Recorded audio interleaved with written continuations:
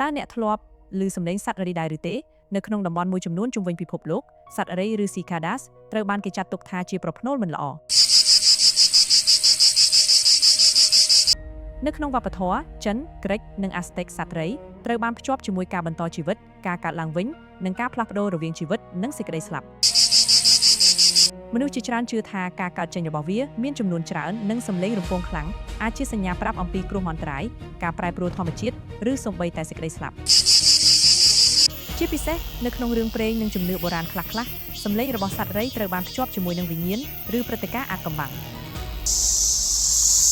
ទោះជាយ៉ាងណាតាមទស្សនវិជ្ជាសាស្ត្រសត្វរីគ្រាន់តែជាសត្វល្អិតដែលចំណាយពេលរស់នៅក្រោមដីជាច្រើនឆ្នាំមុននឹងឡើងមកលើផ្ទៃដីដើម្បីបន្តពូជប៉ុណ្ណោះដូច្នេះការចាត់ទុកសត្វរីថាជាប្រផ្នូលមិនល្អគឺជាជំនឿប្រពៃណីមិនមែនជាភស្តុតាងវិទ្យាសាស្ត្រនោះទេតើអ្នកធ្លាប់ឮជំនឿបែបនេះដែរឬទេសូមបញ្ចេញមតិនៅខាងក្រោមហើយកុំភ្លេច like share និង subscribe ដើម្បីទទួលបានចំណេះដឹងថ្មីៗជាពិសេសក្រុមពពួកសត្វត្រូវបានគេចាត់ទុកថាជានិមិត្តរូបនៃសេចក្តីស្លាប់